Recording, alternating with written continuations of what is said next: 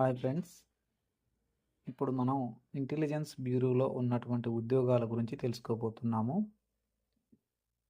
భారతదేశ కేంద్ర ప్రభుత్వానికి సంబంధించినటువంటి ఇంటెలిజెన్స్ బ్యూరోలో 4987 సెక్యూరిటీ అసిస్టెంట్ లేదా ఎగ్జిక్యూటివ్ పోస్టులు అయితే మనకి ఉన్నాయి. ఈ యొక్క పోస్టులు అనేవి భారత ప్రభుత్వం వారి హోమ్ మినిస్ట్రీకి సంబంధించినటువంటి పోస్టులు ఫ్రెండ్స్.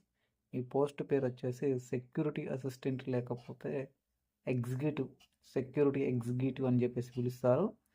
ఈ పోస్టులకి ఆన్లైన్లో దరఖాస్తులు అయితే ఆహ్వానిస్తున్నారు. వీళ్ళు దేశవ్యాప్తంగా ఉన్నటువంటి 37 అనుబంధ ఇంటెలిజెన్స్ బ్యూరోల్లో నియామకాలు చేపడతారు.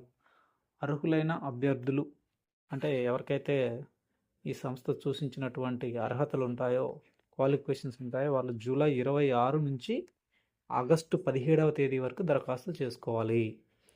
పోస్టుల వివరాలు ఒకసారి నేను చెప్తాను, చూసుకోండి. పోస్ట్ పేరు ఇందాక మనం చెప్పుకున్నాం కదా, సెక్యూరిటీ అసిస్టెంట్ లేదా సెక్యూరిటీ ఎగ్జిక్యూటివ్.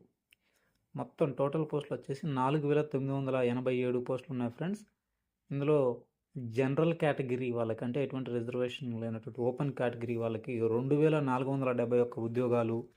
ఈడబ్ల్యూఎస్ అంటే కేంద్ర ప్రభుత్వం కొత్తగా ప్రవేశపెట్టిన ఈడబ్ల్యూఎస్ ఎకనామికల్లీ వీకర్ సెక్షన్స్కి సంబంధించినటువంటి వాళ్ళకి 501, ఓబీసీ అదర్ బ్యాక్వర్డ్ క్యాస్టెస్కి 1015 ఉద్యోగాలు, షెడ్యూల్ క్యాస్టెస్కి 574, ఎస్టీ షెడ్యూల్డ్ ట్రైబ్స్ 426 ఉద్యోగాలు అయితే ఉన్నాయి ఫ్రెండ్స్.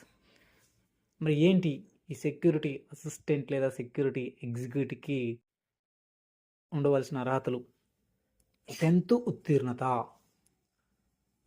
లేదు అంటే దానికి తత్సమాన విద్యార్హత కలిగి ఉండాలి. అంటే దానికి ఈక్వాలెంట్ అంటారు మనకి ఇంగ్లీష్లో వచ్చేసి. దానికి సమానమైన ఉత్తీర్ణత కలిగి ఉండాలి. ఈ దరఖాస్తు చేసిన రాష్ట్రానికి సంబంధించిన డొమిసైల్ సర్టిఫికేట్ తప్పనిసరి. అంటే మనం ఏ స్టేట్కి అయితే దరఖాస్తు చేస్తామో, అదేంటి కేంద్ర ప్రభుత్వం పోస్ట్ అన్నారు కదా, ఏ స్టేట్కి అయితే దరఖాస్తు అంటే ఒక్కసారి మనం వెనక్కి చూద్దాం. ఇందాక మనం చూసాం కదా, ఏంటి దేశవ్యాప్తంగా ఉన్న 37 అనుబంధ ఇంటెలిజెన్స్ బ్యూరోలలో నియామకాలు చేపడతారని ఉంది కదా. ఈ 37 అనుబంధ ఇంటెలిజెన్స్ బ్యూరోలు అనేవి భారతదేశంలోనే 28 రాష్ట్రాలు మరియు కేంద్రపాలిత ప్రాంతాల్లో ఎక్కడైనా ఉండొచ్చు.